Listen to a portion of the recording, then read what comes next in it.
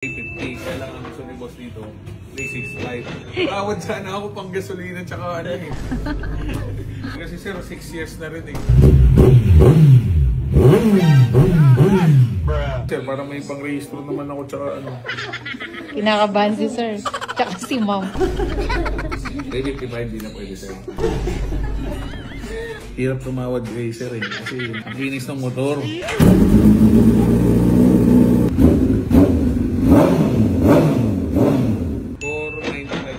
Ang ano ko sir, pang detail tsaka rehistro.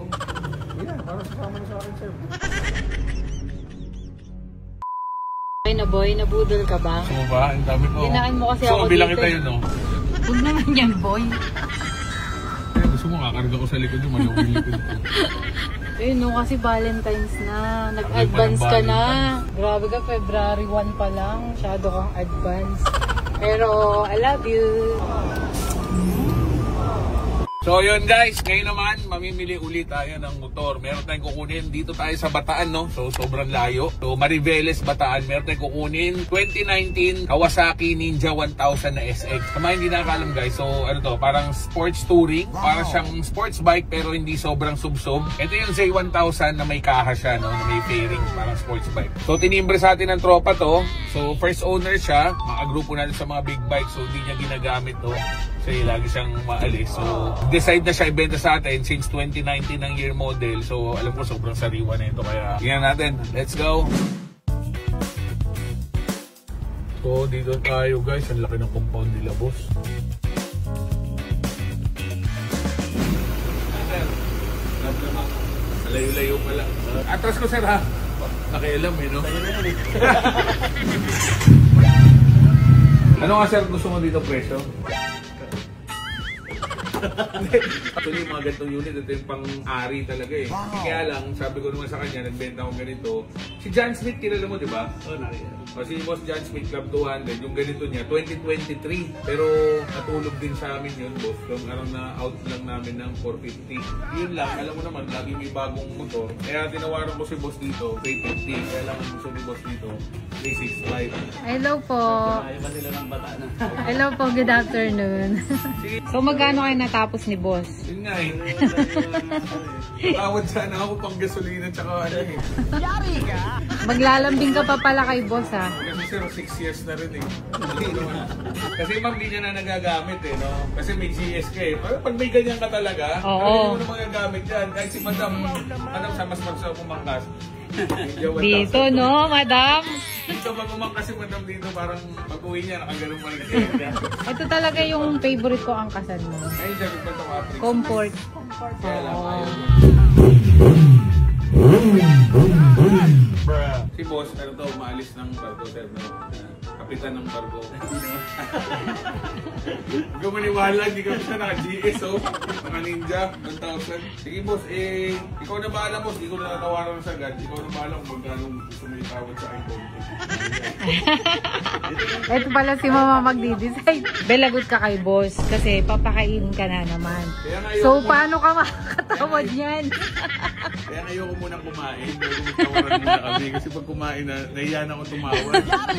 Kung hindi nakakalam, lahat ng 2016 hanggang 2019 na motor, hindi talaga lumabas yung plate number niya. Kaya ganito talaga. Meron yung ilan-ilan, mga 20 late 2019 lumabas. Pero yung T-Max ko, 2019 wala rin plaka. Pero MB5 lang ginagamit, pwede naman. Sir, ang expire talaga niya sir, hindi January 29 sir. October 31, 2024. Nandito nakalagay sir, next registration renewal, August 1 to October 31, 2024. Kung baga nung nag-register ka na ito sir noong January 29, may penalty na siya ito, may penalty. Late na rin kumbaga. Sir, parang may pang-rehistro naman ako tsaka ano.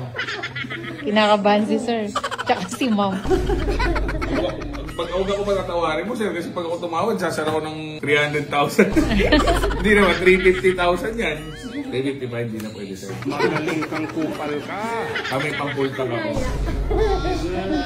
Sige, 360. Bigyan natin kay sir, 360. Hirap tumawad kay sir eh, kasi ang kinis ng motor. Kala ko pinakain kaya isa na rin yun. Kupal ka. Kasi 2019 lang yung motor eh, pero makinis talaga. Kaya ayoko na rin tawaran. Tapos wala namang gagasto sa inyo. Lahat ng stock parts nandun. Tsaka first owner. So brand new, si sir ang unang bumili sa Wheeltech sir, no? Parang naiyak si sir.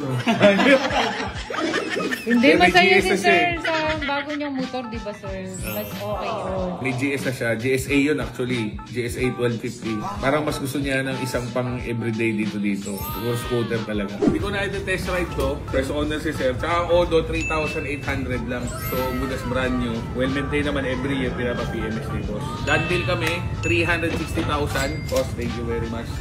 Siyempre, bebenta natin ulit ng mura lang to. So, abangan nyo na lang sa video natin.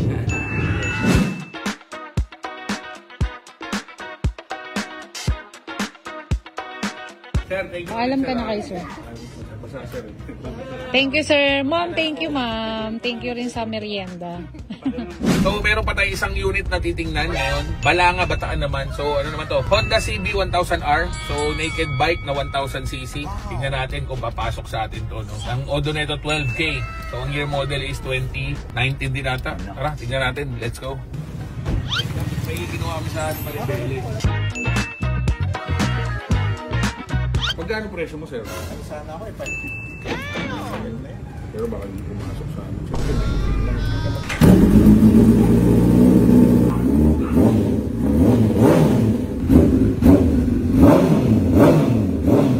Minsan pagka medyo matagal na stock, may hagok. Yung fuel filter niya, kailangan palitan. Yung fuel pump, kailangan linisin. Okay naman siya, sir. Hindi ko naman na kailangan testing. Actually, ang issue na talaga, detailing. Boy, pakita ka naman. May pants ka dito eh. Hindi, may motor akong binibili oh. Ikaw nakapangalan, gagi. Ako rin ba nagbenta nito? Hindi ko na matanda. Dami na nabenta ko. Ito yung napunta kay Graho. Tapos binenta ko. Okay. Ako rin pala nagbenta nito. Ikot-ikot na dami. Si sir, nabili niya rin sa iba. Wala lang. Expire ID mo eh. Sabi ko kay sir, pag di ko kilala may-ari nito, hindi na matatransfer to. Hindi pa na-change owner. Naka-ready na, may ano na, may stencil na. Hindi pa lang na-change owner.